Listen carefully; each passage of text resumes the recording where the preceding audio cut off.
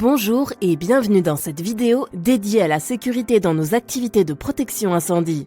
La sécurité est notre priorité et l'affaire de tous, dès son réveil sur son lieu de résidence, puis sur la route jusqu'à son lieu de travail. Tout se tient. Véhicule, risque routier. Avant de partir, un véhicule en parfait état, bien entretenu et bien conduit est un excellent départ. Attention à votre chargement. Évitez les tubes sur galerie afin de ne pas vous retrouver en surcharge. Tout est en ordre? Alors allons-y! Sur la route, cela commence par le respect absolu du code de la route et par une vigilance permanente au volant. Ne négligez pas les temps de pause indispensables à votre sécurité et celle des autres. Souvenez-vous, un trajet bien préparé est un trajet sûr. Arrivez sur le site, base vie. Dès votre arrivée sur le lieu du chantier, vous vous garez en marche arrière pour une meilleure visibilité des piétons et autres véhicules lorsque vous quitterez votre emplacement. Prenez connaissance des consignes spécifiques au site. Assistez bien au briefing d'accueil sur la sécurité. Le premier jour de votre arrivée sur votre site d'intervention, lisez de manière attentive le PPS-PS ou le plan de prévention qui recense les risques du site. Si vous êtes intérimaire, suivez la formation renforcée au poste de travail et prenez bien connaissance de votre environnement de travail. Avant toute chose, il vous faut maintenant vous équiper de tous les EPI nécessaires et adaptés au travail à réaliser. Puis, tel un athlète, il vous faut vous préparer, vous échauffer, bref, vous écouter. Êtes-vous en forme? Avez-vous bien déjeuné? N'hésitez pas à manger léger et suffisamment et à garder précieusement de quoi vous hydrater toute la journée. Que ce soit pour des travaux ou un dépannage, votre préparation est cruciale. Au quotidien, et même si vous connaissez les lieux, avant de démarrer votre tâche, pensez aux risques associés, en particulier pour les interventions en hauteur, dans des zones encombrées, en forte coactivité ou lors des phases de mise en service et essai. Circulation sur le chantier. Maintenant, le travail peut commencer. Vous êtes parfaitement équipé. Circulez en sécurité jusqu'à votre poste de travail en évitant de téléphoner lors de vos déplacements.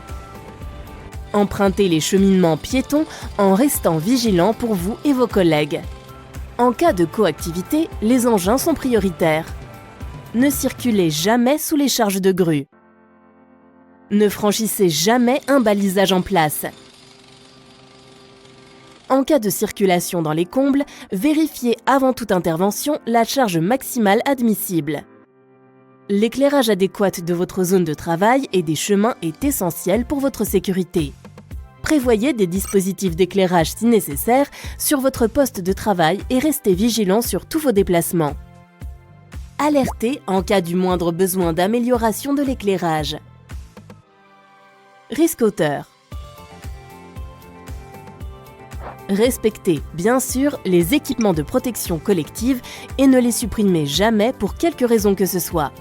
Les hauteurs réglementaires pour le garde-corps sont de 20 cm pour la plinthe, 50 cm pour la soulisse et 1 m pour la lisse. Les équipements de protection collective en place ne doivent être déposés en aucun cas. Vérifiez que les trémies soient correctement identifiés, sécurisés, protégés et fixés. Soyez vigilant aux plaques au sol, en cas de défaut, alertez et balisez immédiatement. Le travail en hauteur fait partie de nos risques majeurs. L'utilisation d'échelles ou d'escabeaux est interdite, sauf si une demande de dérogation a été formalisée et acceptée par le chef d'entreprise. Contrôlez l'état général de votre équipement avant de l'utiliser. Les pirles et échafaudages doivent être vérifiés avant toute utilisation. Lisez bien la notice, contrôlez la stabilisation. En cas de doute, alertez le chef de chantier, qui procédera à son contrôle ou remplacement. Avant d'utiliser les nacelles, vérifiez que vous êtes titulaire d'un CACES à jour et utilisez-les que si vous êtes autorisé par le chef d'entreprise. Ne les utilisez que si vous êtes formé à leur prise en main aux manœuvres d'urgence. 3 fondamentaux sont à respecter lors de l'utilisation de nacelles. La présence d'une personne vigie au sol formée, le port du harnais avec longe accroché au point d'ancrage de la nacelle, plus port du casque avec jugulaire. Le balisage de la zone d'intervention de la nacelle. Où que vous travaillez, pensez au risque électrique.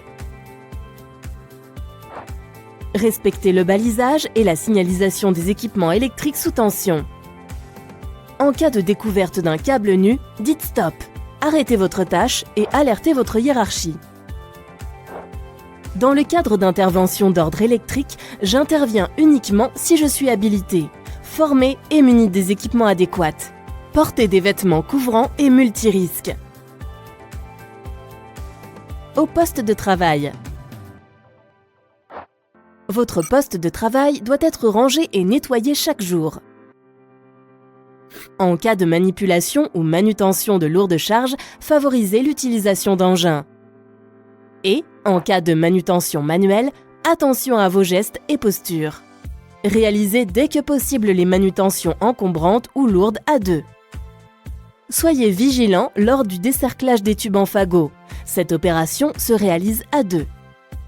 Ne marchez pas sur les fagots afin d'éviter une chute. Lors du déplacement de tubes, utilisez un chariot porte-tubes. La filière est un outil nécessitant une prise en main avant toute utilisation. L'accompagnement par une personne expérimentée est indispensable. Lors de l'utilisation de la filière, soyez vigilant aux éléments pouvant être emmenés par cette machine tournante. Vêtements amples. Prévoyez un tapis absorbant sous la filière afin d'éviter les coulures d'huile. Utilisez l'outillage électroportatif si vous y êtes formé et équipé des EPI adaptés. En cas de découpe surétablie, soyez doublement vigilant. Les pièces doivent être immobilisées avant découpe. En cas de travail par point chaud, vous devez posséder un permis feu et contrôler la présence d'un extincteur adéquat à proximité. Lors de percements, protégez-vous des poussières de silice. Soyez toujours assisté d'un système d'aspiration et équipé des protections associées. En fin de tâche, nettoyez avec grand soin votre poste de travail. Risques chimiques. Pour toute manipulation de produits chimiques, respectez les consignes indiquées dans les FDS. Les produits chimiques doivent être stockés sur rétention et doivent être étiquetés. Attention, certains produits ne peuvent pas être stockés ensemble.